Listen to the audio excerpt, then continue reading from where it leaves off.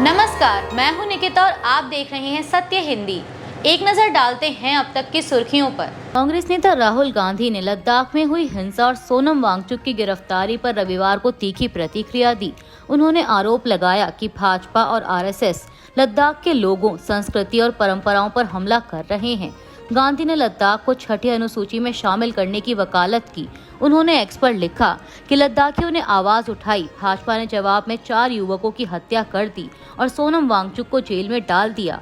राहुल ने कहा कि हत्या बंद करो, हिंसा बंद करो, धमकी बंद करो, लद्दाख को आवाज दो, उन्हें छठी अनुसूची दो। गौरतलब है कि लेह में बुधवार को हुई हिंसा में सुरक्षा बलों की गोलीबारी में 4 लोग मारे गए और कई घायल हुए थे। तब से दंगों में संलिप्तता के आरोप में 50 लोगों को हिरासत में लिया गया। लद्दाख को राज्य का दर्जा देने की मांग करने वाले जलवायु कार्यकर्ता सोनम वांगचुक को राष्ट्रीय सुरक्षा कानून यानी एनएसए के तहत गिरफ्तार कर राजस्थान की जोधपुर जेल में रखा गया है। लेह में रविवार को लगातार 5वें दिन कर्फ्यू जारी रहा। वहीं उपराज्यपाल कविंदर गुप्ता सुरक्षा समीक्षा बैठक के बाद कर्फ्यू में ढील देने का फैसला करेंगे। लेह में राज्य के दर्जे की मांग को लेकर हुए प्रदर्शनों में हिंसा के बाद जेल में बंद लद्दाखी कार्यकर्ता सोनम वांगचुक की पत्नी गीतांजलि अंगमो ने सुरक्षा बलों को जिम्मेदार ठहराया है। उन्होंने कहा कि 24 सितंबर को सीआरपीएफ की कार्रवाई से हालात बिगड़े और 4 लोगों की मौत हुई।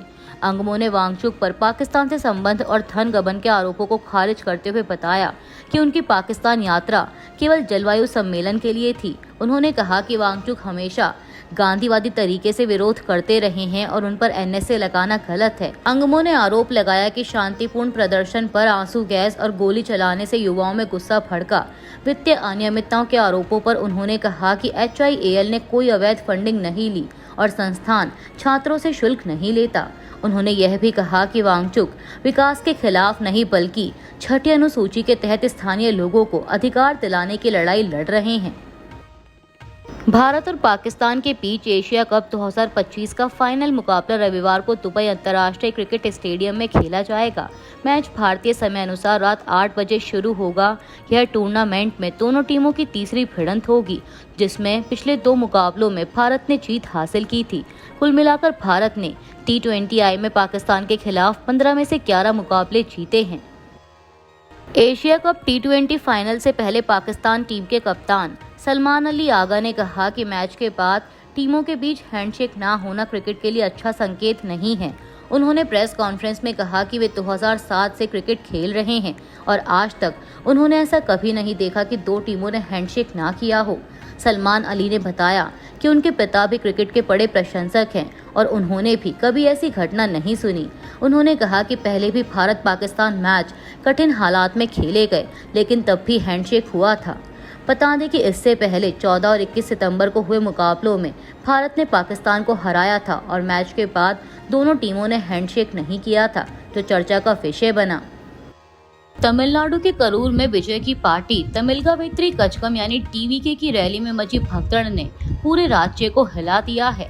इस हादसे में कम से कम 39 लोगों की मौत हुई, जिनमें 6 बच्चे और 16 महिलाएं शामिल हैं, जबकि 100 से अधिक लोग घायल हुए हैं। हादसे के वक्त रैली में लगभग 30,000 लोग मौजूद थे, जबकि अनुमति केवल 10,000 की दी गई थी। पुलिस का कहना है कि विजय के 7 घंटे देर से आने और भीड़ पर पर्याप्त व्यवस्था न होने से हालात बिगड़े। मुख्यमंत्री MK स्टालिन ने मृतकों के परिवारों को 10 लाख रुपए और घायलों को 1 लाख रुपए की मदद देने का ऐलान किया। वहीं विजय ने अपने स्तर पर 20 लाख रुपए और घायलों को 2 लाख रुपए मुआवजा देने का वादा किया। सरकार ने इस घटना की जांच के लिए रिटायर्ड जस्टिस अरुणा जगदीशन की अध्यक्षता में आयोग बनाया है। इस त्रासदी ने राजनीतिक आयोजनों में भीड़ प्रबंधन और सुरक्षा को लेकर गंभीर सवाल खड़े कर दिए हैं। तमिलनाडु के करूर में 27 सितंबर को विजय की रैली में हुई भगदड़ के मामले में अब विजय की पार्टी TVK ने मद्रास हाईकोर्ट का रुख किया है। पार्टी ने मांग की है कि मामले की जांच CBI या विशेष जांच टीम यानी SIT से कराई जाए। TVK के वकील अरिवाजगन ने आरोप लगाया कि यह हादसा DMK की साजिश का हिस्सा हो सकता है और उनके पास स्थानीय लोगों की गवाही और कुछ CCTV फुटेज इसके सबूत हैं। वहीं राज्य सरकार ने TVK पर आरोप लगाया कि रैली स्थल की क्षमता से अधिक भीड़ जुटाई गई और सुरक्षा नियमों का पालन नहीं हुआ। सरकार ने TVK नेताओं के खिलाफ हत्या सहित कई धाराओं में केस दर्ज किया है और सेवानिवृत्त जज की अध्यक्षता में न्यायिक जांच के आदेश भी दिए हैं। भारत के विदेश मंत्री एस जयशंकर ने संयुक्त राष्ट्र महासभा के 80वें सत्र में पाकिस्तान पर कड़ा हमला बोला है।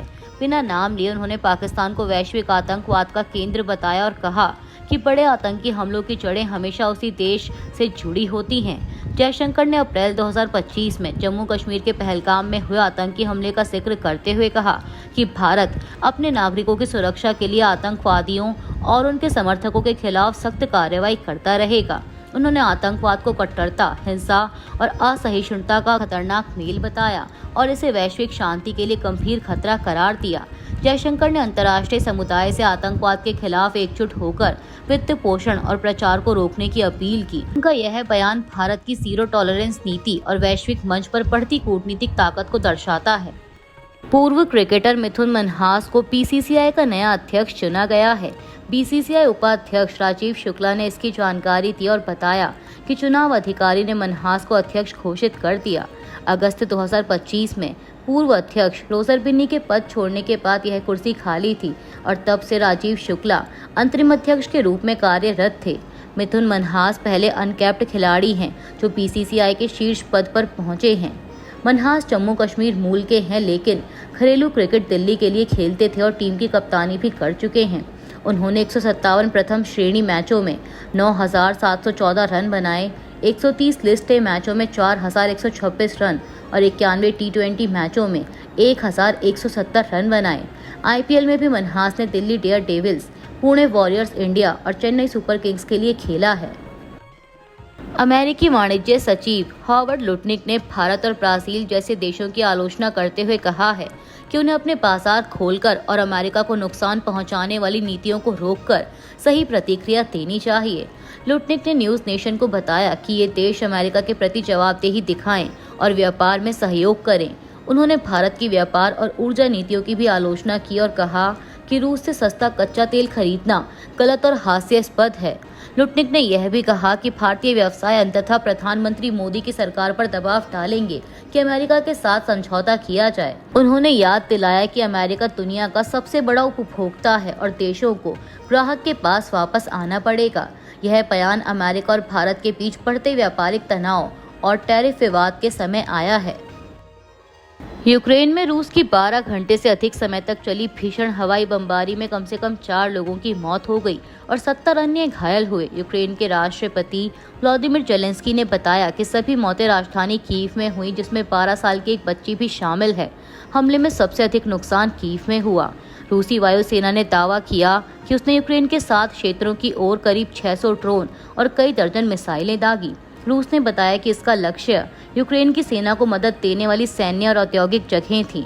जेलेंस्की ने कहा कि यह हमला दिखाता है कि रूस लड़ाई और हत्याओं को जारी रखना चाहता है और यूक्रेन इसका जवाब देगा। ब्रिटेन, फ्रांस और जर्मनी ने संयुक्त बयान जारी कर ईरान से कहा है कि वह संयुक्त राष्ट्र के प्रतिबंध लागू होने के बाद किसी भी आक्रामक कार्रवाई से बचे। तीनों देशों ने बताया कि ईरान के परमाणु कार्यक्रम के विस्तार और सहयोग न करने के कारण उनके पास कोई विकल्प नहीं बचा था और उन्हें आखिरी उपाय के रूप में यह कदम उठाना पड़ा। उन्होंने ईरान से वार्ता जारी रखने और शांति बनाए रखने का आग्रह किया। इसके जवाब में ईरान के राष्ट्रपति मसूद पेजेश्कियान ने कहा कि उनका देश परमाणु हथियार बनाने का इरादा नहीं रखता। उन्होंने प्रतिबंधों को अनुचित, अन्यायपूर्ण और गैर कानूनी बताते हुए उनका विरोध किया।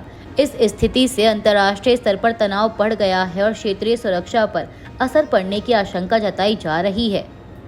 अब सवाल उठ रहा है कि क्या असहमति जताने वालों को सरकार दुश्मन मान रही है। आलोचकों का कहना है कि लोकतंत्र में विरोध की आवाज को दबाना लोकतांत्रिक मूल्यों के खिलाफ है। ईरान ने अमेरिका और यूरोपीय देशों फ्रांस, ब्रिटेन और जर्मनी यानी E3 के उस दावे को खारिज कर दिया है जिसमें कहा गया था कि संयुक्त राष्ट्र के पुराने प्रतिबंध दोबारा लागू हो गए हैं। ईरान के विदेश मंत्रालय ने साफ कहा कि ना तो ईरान और न ही अन्य संयुक्त राष्ट्र सदस्य देश इन प्रस्तावों का पालन करने के लिए बाध्य हैं। मंत्रालय ने चेतावनी दी कि ईरानी जनता के अधिकारों और हितों को नुकसान पहुंचाने वाले किसी भी कदम का जवाब सख्ती से दिया जाएगा। E3 देशों ने दावा किया है कि 2015 के परमाणु समझौते से हटाए गए 6 प्रतिबंध 27 सितंबर 2025 से फिर से लागू हो गए हैं। इन प्रतिबंधों में संपत्तियां फ्रीज होना, यात्रा पाबंदी और अमेरिकी यूरोपीय प्रतिबंध शामिल हैं। वहीं ईरान की संसद के अध्यक्ष मोहम्मद बागेर गालिबॉफ ने कहा कि रूस और चीन ने भी इस फैसले की निंदा की है और कोई भी देश इन्हें मानने के लिए बाध्य नहीं है। अभी के लिए इतना ही। बाकी की देश दुनिया की बड़ी खबरों के लिए जुड़े रहिए सत्य हिंदी के साथ।